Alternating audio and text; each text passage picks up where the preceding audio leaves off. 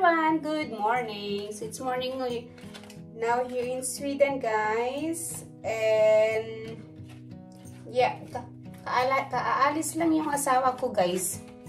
Kaalis lang niya going to work and katatapos ko lang naghugas kasi bago siya pumunta ng work, nag-breakfast muna kami, guys. Sorry. Yun kasi yung lagi namin ginagawa. Before siya mag-work, lagi ko siyang nilulutuan ng kanyang breakfast. And then at the same time, nag-prepare ng kanyang baon. Ayan, ginagawa ko siya ng baon, guys, kasi ito na siya naglalang sa kanyang trabaho. Even though malapit lang yung trabaho niya sa bahay, kaya lang mas gusto niyang mag-lunch na lang dun kasi tamad na daw siya umuwi para mag-lunch. So, nagugas ako ng plate. And then, magdidilig pa pala ako ng ng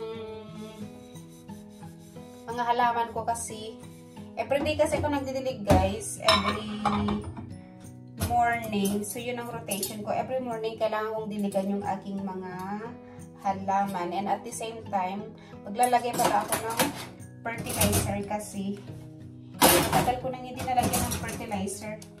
Maganda yung fertilizer dito, guys, na nilalagay nila sa mga halaman nila kasi madali siyang makapagpabuhay ng mga plants.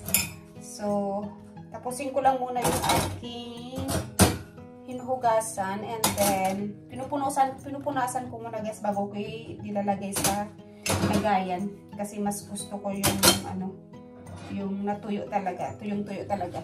Kahit may mag-dishwasher, guys, pero mas gusto ko pa rin yung alam nyo, mas gusto ko pa rin yung hinuhugasan sa kamay. Kaya ako yung naghuhugas talaga yung hanggang sa yung ginagawa ko. So, yan. And then, pagkatapos nito, magdidilig ako ng aking mga plants dito sa loob ng bahay. May mga plants kasi ako dito sa loob ng bahay, guys, na inaalagaan. Ayan. And then this one. Tapos maglalagay tayo ng fertilizer. Ayan. Maglalagay tayo ng fertilizer, guys, para mabuhay sila ng mabilis. Kasi may mga bago kasi akong tinanim lang. So, kailangan nila ng fertilizer. So, ito yung nilalagay kong fertilizer, guys. Ito. Paganda nito, itong fertilizer na to, binili ito ng asawa. So, ipapakita ko sa inyo. Yung stick siyang ganyan, oh. Yung itutusok mo dun sa malapit sa halaman. Ayan. Ganito siya kalaki, guys, oh. Ito yung fertilizer. Parang, may kamukha siyang ganito na fertilizer sa Pilipinas. Pero yun yung parang beads naman siya. Pero nakalimutan ko yung pangalan niya. Pero kakulay niya, guys, yung fertilizer na ito. Ang ganda. So, maglalagay muna tayo ng fertilizer doon sa mga halaman. And then, magdidilig din tayo at the same time. Pakita ko sa inyo yung mga halaman ko, guys. So, ito yung mga halaman ko, guys, dito sa kusina. Ayan. Ito yung dati ito marami ito, makapal ito, kaya lang naubos ko na kasi pag nagluluto ako ng noodles and then pag gumagawa din ako ng pasta ni asawa, ito yung nilalagay ko sa ibabaw, kaya lang naubos na. So kailangan ko siyang linisan to para makapag siya, siguro lalago pa ito. And then, ito yung flower plants na binili niya. Sabi niya may bulaklak, pero parang grass lang naman to. Pero gustong-gusto niya. Ito yung isa, ayan. May bulaklak na siya, kaya lang. Ganyan lang yung bulaklak niya, guys. Ganyan lang. Ang liit-liit, pero gustong-gusto ni asawa. So, sabi ko, parang damo naman ito. Sabi ko sa kanya, pero sabi niya, hindi. Halaman daw to. Sabi ko, parang damo lang naman to. So, hinayaan ko na lang siya na ganyan kasi gustong-gusto niya naman. Ayan. Pero ito hindi ko na kailangan lagyan ng vegetables. Ng fertilizer. Ayan. So, ito yung isang halaman ko din, guys. Ayan. Dati ito yung malalaki yung dahon. Ang daming dahon ito, guys. Pero pinutol ko siya kasi nga parang natatakpan tong mga bagong sprout. Kaya pinutol ko na lang. So, yun nga. Kumapal na siya, gumanda na siya. Ito yung mga pinagputulan ko. Ayan. So, gumanda na siya. So, ito yung lalagyan natin ng fertilizer para lalago yung mga yung mga bagong sprout. So, ganito yung gagawin ko guys. So, ganyan tutusok ko lang dito. Ayan, tutusok ko dito. Ganyan lang. Ayan, tutusok lang dyan guys. Malambot. Maghanap tayo ng malambot kasi. Ayun. Ganyan, itutusok lang na ganyan guys, and then didiligan ko na siya. So, lalagyan ko pa yung mga ibang plants ko. So, maglagay muna ako ng fertilizer, and then, saka na ako magdilig. So, yan, So, ito yung mga ibang halaman ko sa loob ng bahay, guys. Ito yung mga tinanim ko nung bagong dating lang ako. So, ito hindi ko nalalagyan ng fertilizer kasi meron pa naman, ayan nakikita nyo yung green doon. So, hindi ko muna lalagyan ng fertilizer ito. Ito, bagong paugat ko to guys, kasi ang ginagawa ko, pag nagpuputol ako, binababad ko sa tubig. So, mga after 1 week, nagiging okay na siya, nagkakaugat na siya. So, tinatransfer ko na siya dito sa may lupa. Kaya yan na yung bago kong patubo guys. So, ayan, so hindi ko na lalagyan niya ng fertilizer.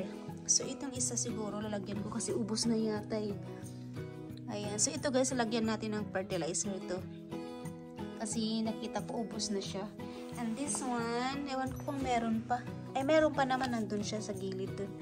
So, kung nakikita nyo yan, hindi ko muna lagyan. So, ito rin yung bagong tanim ko guys. Yan yung pinaugatan ko, binabad ko sa tubig. And then, saka ko tinanim dito sa may paso. So, malalaki na sila guys, Yan yung mga tanim ko nung dumating ako. So, kailangan ko ng stick para maging straight sila, no? Ayan siya, Ayan, yung mga tanim ko guys. Sakto yan. Nasa malalaking paso sila guys. So, gusto kong palaguin sila yung pakapalin para mas maganda siya. Ito medyo makapal na siya. So, ito guys. Ewan ko kung naubos na yung fertilizer. Ito yung lalagyan ko siguro ng fertilizer kasi wala na siya. Wala ng fertilizer. Ito lalagyan ko. Ito, meron akong dalawa ito. Meron akong itong mayana sa atin to Mayana. And then, meron may nakasingit na kamatis, yung tomato. Ayan guys, nakita nyo? Yung tomato. Ayan, tomato ko yan guys. Lumaki na siya. Kala ko hindi yan makasurvive. Sabi ng asawa, hindi yan makasurvive. Sabi ko, hindi makasurvive yan. Alagaan ko lang.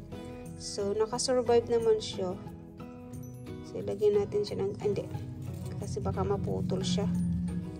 Ay, dahan-dahan. Bango. So, ganyan lang siya guys, Kita nyo? Yan. And then, ito guys, ito yung napakalaking kamatis ko guys, tingnan nyo. Nilagay ko sila dito sa malapit sa bintana kasi ngayong araw. Ayan, pag binuksan ko yung yung slide, na-shade ng araw dito. Kaya dito ko nilagay yung mga plants ko sa loob ng bahay. At least makaano sila ng init. So, ito, dalawa din siya guys. Meron ito, ewan ko anong pangalan to, itong namumulaklak ng orange. Tsaka yung kamatis ko, ang laki-laki na. Dapat pala yung paso, maliit kasi yung paso guys. Dapat sa malaking paso yan. Pero trinay lang namin, nabuhay naman siya. So, ayan siya guys. Ang taas-taas na. Ayan muntik nang makaabot dun sa bintana namin Kaya ang ginawa ni asawa guys, naglagyan na lang kami ng thread na ganito. Sabi ko, lagyan mo ng thread para meron siyang kapitan. Kasi ang taas-taas niya, wala pa siyang bunga, pero ang taas. So, tingnan natin kung magkakabunga tong kamatis na to. And then, meron din ako itong mayana. So, ito, siguro lagyan ko to ng fertilizer kasi naubos na siya. Kita nyo doon, ubos na yung fertilizer. So, ito, malaki na siya.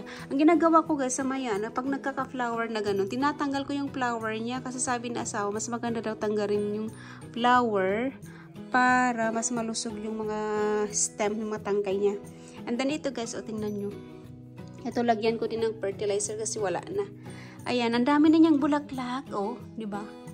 Ang daming bulaklak tong halaman na to. Uy, ang dami na hindi ko napansin. Ang dami ng bulaklak, Ayan. Trinay lang namin magtanim sa loob ng bahay, guys, sa paso. Ang dami ng bulaklak, guys. Di ba? Ang dami. Nang isang araw, dalawa pa lang yung napansin ko. Ngayon, umano na lahat, Ang dami na. Grabe. Ayan, Isa doon. 1, 2, 3, 4, 5, 6, 7. Tapos meron pa yung mga hindi, ang dami pa doon, yung mga hindi bumuka. Ayan, ang bait naman tong plants na to. So, lagyan ko ng fertilizer guys para mas lalago pa siya. Ayan. Masaya sila kasi naaarawan sila. Oh. Mainit kasi dito sa tabi ng bintana. So, yan yung mga plants ko guys. Ayan. Oh, diba? So, meron ako dyan sa malaking paso na 3. And then, ito sa may bintana. Maliliit lang ito dati guys. Mga ganyan siya. Oh. Ganyan lang kaliit. Ngayon, ang tataas na oh. Ang tataas na yung mga halaman ko, grabe. Yan guys, so magdidilig muna tayo. Kasi may init ngayon, so kailangang diligan. Kaya naglagay ako ng fertilizer nito guys.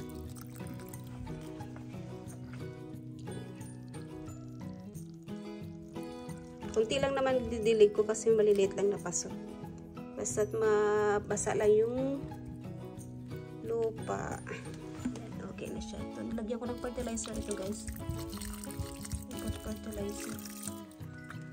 Kasi kailangan niya. Ito nilagyan ko ng fertilizer. Ito, hindi na kasi meron pa naman. So, hindi na ako naglagay ng fertilizer. Ayan. Buhay sila guys. Oh, ganda ng kulay. Nilagyan ko ng fertilizer guys. Sabi ng asawa, put fertilizer. Kaya nilagyan ko siya ng fertilizer. Ayun o. Nilagyan ko siya para mas ano yung mga ito guys oh. Hindi siya masyadong hindi lumaki naman siya. Oh, yung ano yung itim-itim na yan oh. Ayan.